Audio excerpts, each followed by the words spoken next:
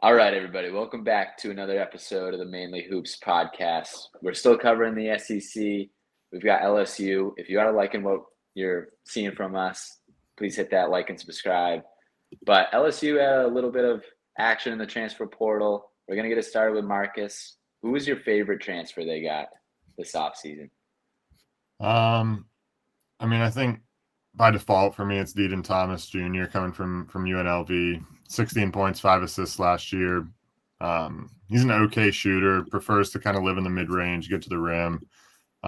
Even though he's an undersized guard, he only took 68 threes last year, 24 for 68, 35% decent, but just not a shot he takes a lot of. He finished at 50% at the rim in the Mountain West, which has me a bit concerned for SEC play. The SEC is leaps and bounds ahead of the Mountain West in rim protection. So, where is he going to fit in percentage-wise at the rim in the SEC? But the thing about him is he's a great passer, low turnover rate, had a 28% assist rate. Does a really good job, obviously, doesn't take a ton of threes, so does a good job getting downhill, creating opportunities for others.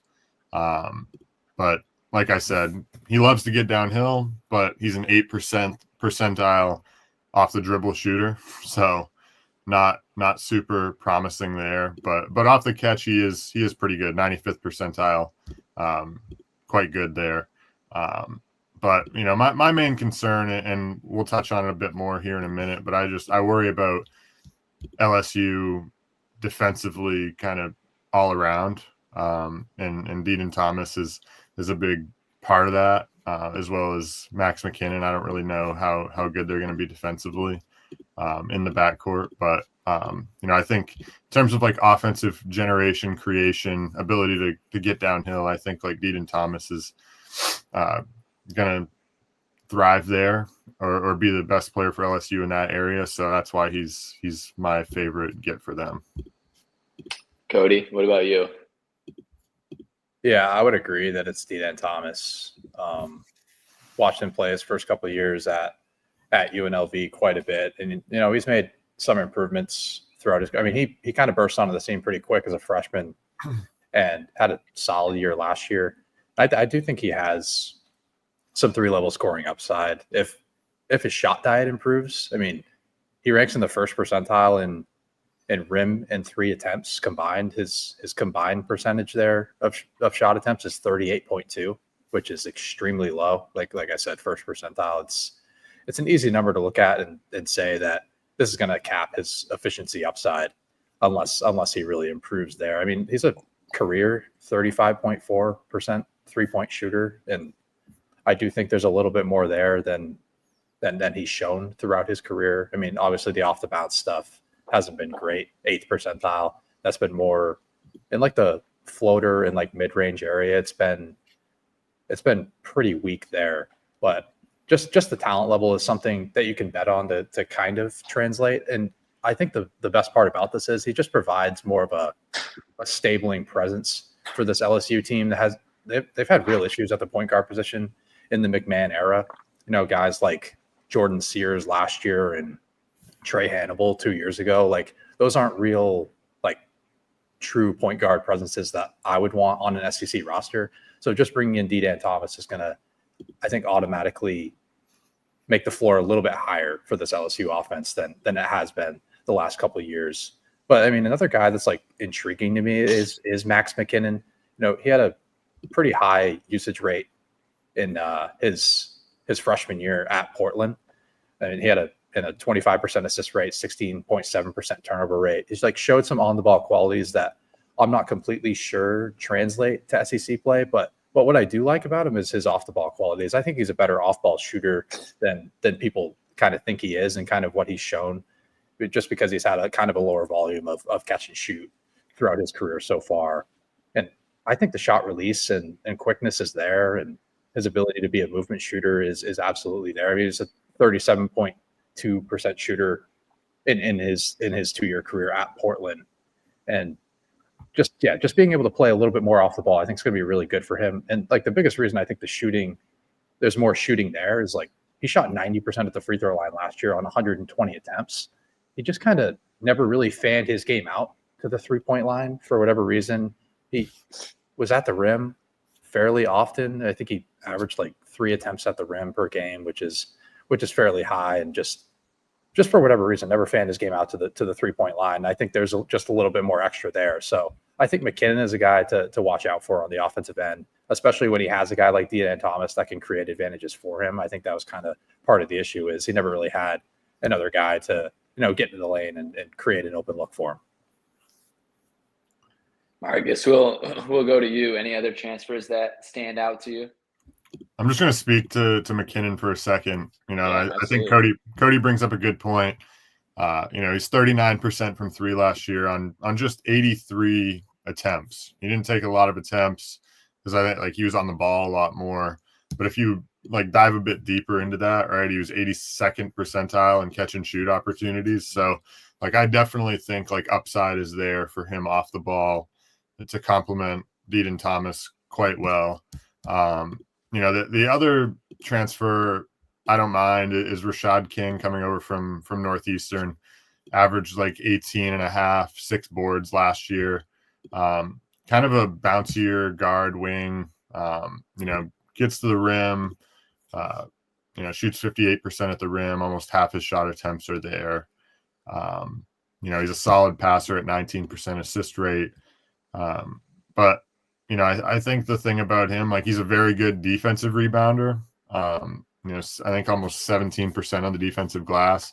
On the offensive glass, not really a factor last year, but I think it has more to do with like some stylistic things at Northeastern. But I think he has more in the tank there, in the SEC where play style is a bit different. Like I said, he's kind of a longer, bouncier guard type player that I think he's capable of kind of disrupting in that area. He's explosive getting to the rim.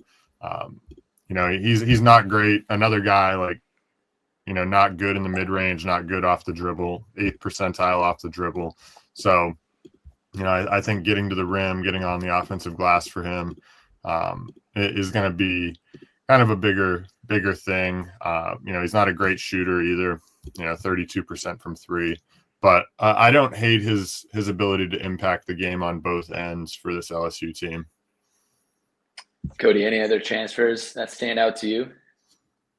Yeah, I mean, I kind of labeled Rashad King as more just like an average two-way impact. I mean, it's just, he's more interior dominant, like fairly has some craft around the rim, has some length. Like it just feels like it's just average tools across the board, which I think, that's not like a knock towards him. It means you can kind of impact the game in multiple ways. It's just not going to be something that really pops off the screen at night in and night out. So I do think he's kind of a stabling presence for this team as well, just kind of like Dedan Thomas. I haven't really talked about Marquel Sutton at all, who averaged 18.9 points per game at Omaha last season, and they just said they had a really good run as a team last year. How many games in a row did they win? Like 17 games in a row in the Summer League or something like that, which was very unexpected from a lot of people.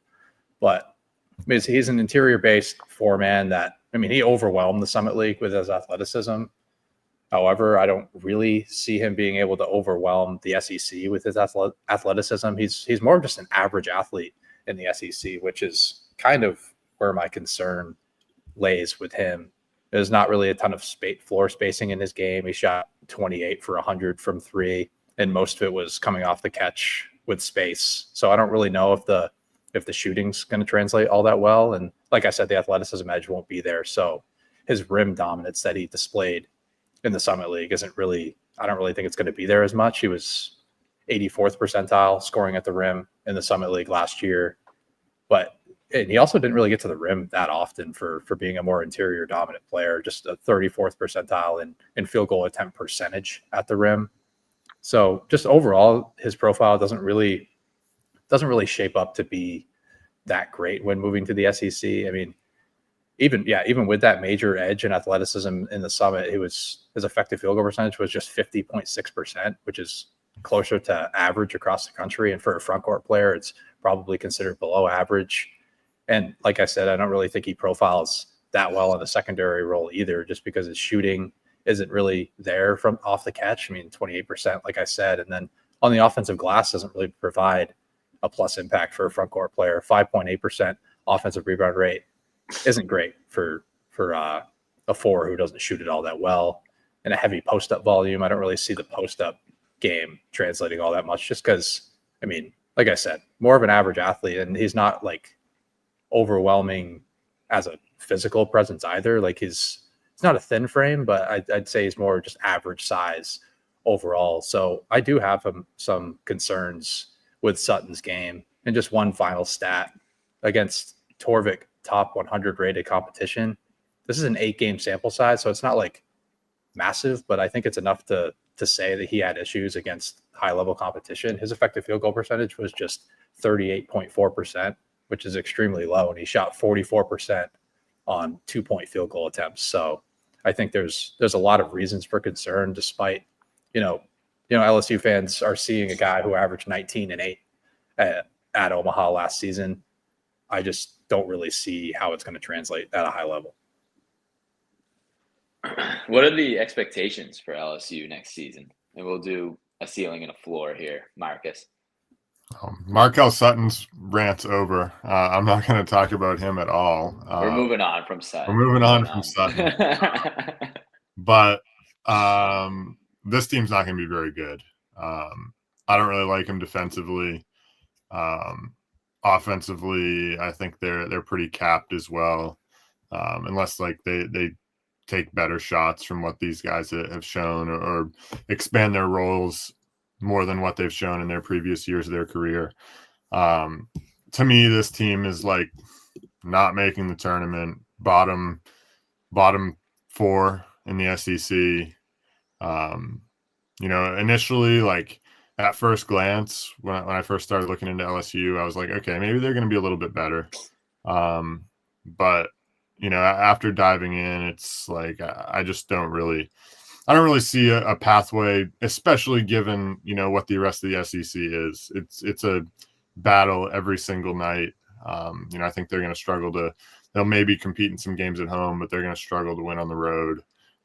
So I think another rough season's in store for the Tigers. Cody, let's hear it from you in final thoughts. Yeah, I mean, I think the floor is not a tournament, and Matt McMahon gets fired. I just don't really see how it's going to work out. I almost said it too. I just don't really see how it's going to work out. I mean, I think the offense has a chance to have a higher floor, like I said, with Dedan Thomas being that stable in presence, actually bringing like a playmaking and advantage creating aspect to the offense overall. But the two-way impacts that I think McMahon thinks he's bringing in, I don't think they're as high level.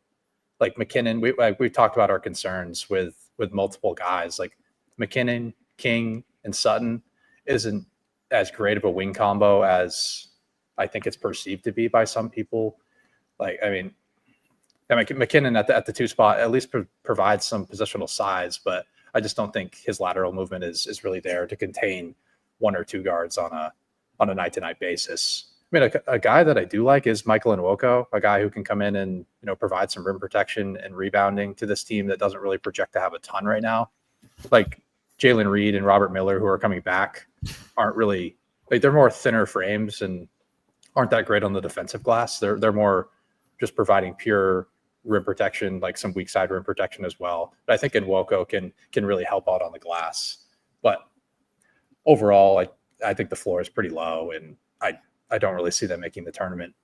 Maybe the ceiling might be a bubble team if Dedan Thomas and makes another leap and this team's shot diet improves. Like there's a lot of guys on this roster that are pretty mid-range reliant. If McMahon can kind of shake that out of them a little bit and kind of fan their games out to the 3-point line, or have some guys attack the rim a little bit more often, I think maybe they can get into the bubble conversation. But as of now, I don't think this is a tournament team. All right, we'll wrap up the LSU Tigers. As always, thank you for listening to the Mainly Hoops podcast.